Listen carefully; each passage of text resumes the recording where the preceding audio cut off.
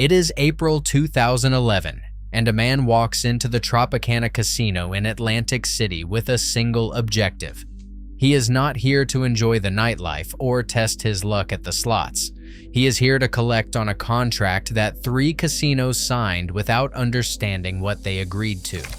His name is Don Johnson, and over the next 12 hours, he will win $5.8 million at a single blackjack table, the largest single-session loss in the Tropicana's history. He did not count cards, and he did not cheat. He simply read the fine print better than the people who wrote it. To understand how this happened, you need to understand what Atlantic City looked like in 2010. The gambling capital of the East Coast was collapsing. Casino revenues had dropped from $5.2 billion in 2006 to just $3.3 billion by 2011. That is a 36% decline in 5 years. The financial crisis of 2008 had gutted the high roller market, and casinos were bleeding money faster than they could cut costs. 4 casinos had already shut their doors permanently, and the ones still open were cutting staff and reducing floor space. Marketing departments inside Borgata, Tropicana, and Caesars were desperate for whales, big money players who could fill the VIP suites and justify the overhead. So they started calling every known high roller in the country, offering deals that would have been unthinkable just a few years earlier. These included special table rules, higher betting limits, and most importantly, loss rebates that promised to refund a percentage of a player's losses.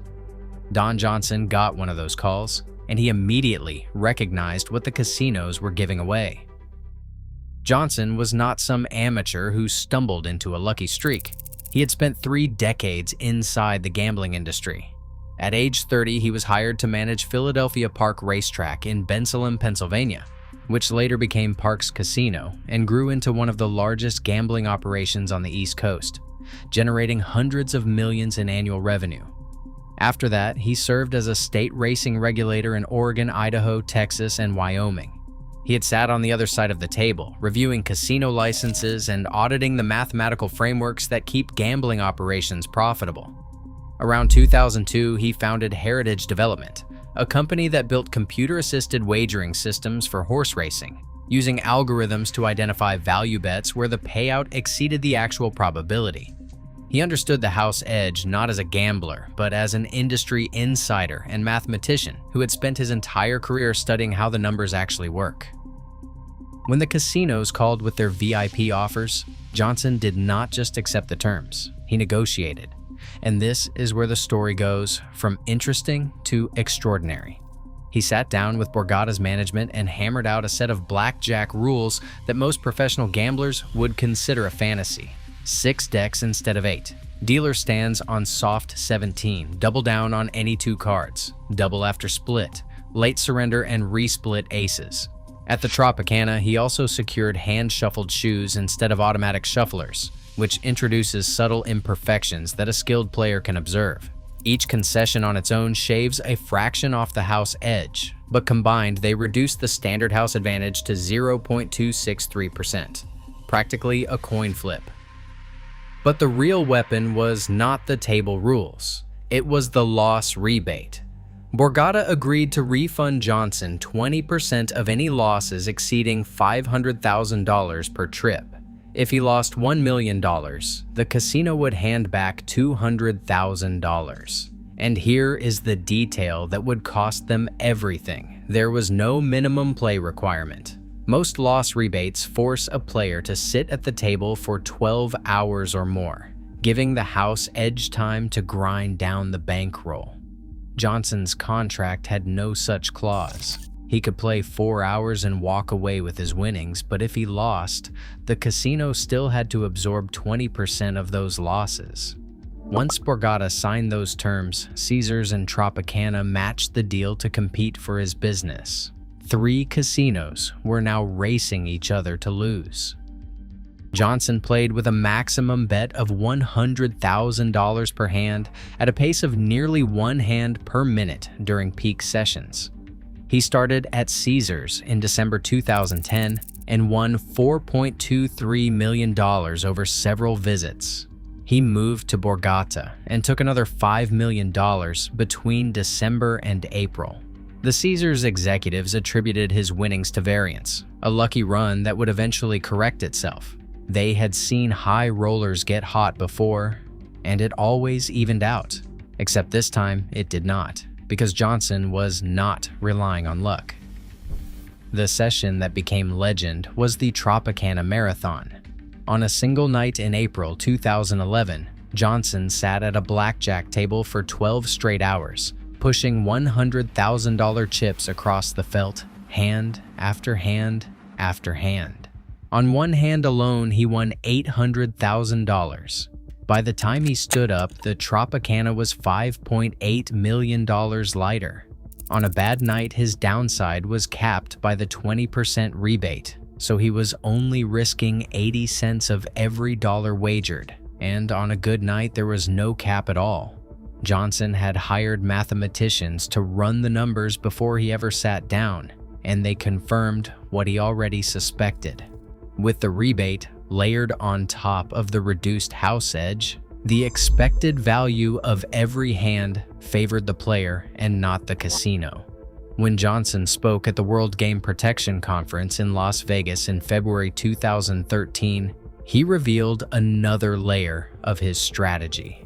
He told the audience he had coaxed 2 to 3 errors per day from the dealers during his sessions. Missed deals, incorrect payouts, and chips pushed to the wrong position were small mistakes made under the pressure of $100,000 hands.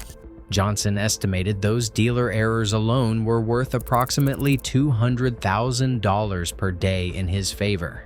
He was not just playing better math, he was exploiting the human beings executing it. When the accountants tallied the damage, the number was $15.1 million, all of it paid out under contracts the casinos had willingly signed. Tropicana and Borgata immediately revoked Johnson's special terms. Caesars went further and banned him from the blackjack tables entirely. Tony Rodeo, the president of Tropicana Entertainment, told reporters that most properties in Atlantic City would not even deal to Johnson anymore. The New Jersey Division of Gaming Enforcement reviewed every detail, and their conclusion was unambiguous. Everything Don Johnson did was completely legal. He had not counted cards, and he had not colluded with dealers. He had simply negotiated a contract that was far more favorable than the casinos realized they were giving. Casinos across Atlantic City responded by scaling back their rebate programs dramatically, adding minimum play requirements and layers of mathematical review by quantitative analysts who should have been consulted from the beginning. In April 2012, journalist Mark Bowden published a detailed account in The Atlantic magazine titled "The Man Who Broke Atlantic City," and the article brought Johnson's strategy to a national audience for the first time. In 2014, the academic journal Chance published a paper analyzing Johnson's approach using probability theory. That paper confirmed that his negotiated conditions did create a positive expected value for the player, and that the math checked out completely. Johnson told the press of Atlantic City that the discount gave him a bigger edge than card counting ever could. In his own words, the rules put the math on his side. In 2017, he was inducted into the Blackjack Hall of Fame alongside card counters like Edward Thorpe and the MIT Blackjack team, as the only member who beat the house without counting a single card. Don Johnson exposed something the gambling industry does not like to talk about. Casinos are not invincible mathematical machines. They are businesses run by human beings who make desperate decisions when revenues collapse. The 2008 financial crisis opened a window where marketing departments had more power than risk management, and they gave away the one thing a casino should never give away: the edge. Today, no Atlantic City casino offers the kind of terms Johnson negotiated. His $15.1 million run forced the entire industry to rewrite how they structure VIP deals and loss rebates. The house always wins until someone reads the contract more carefully than the people who wrote it. If you want to see how another player found a completely different way to beat the system, that video is on screen now.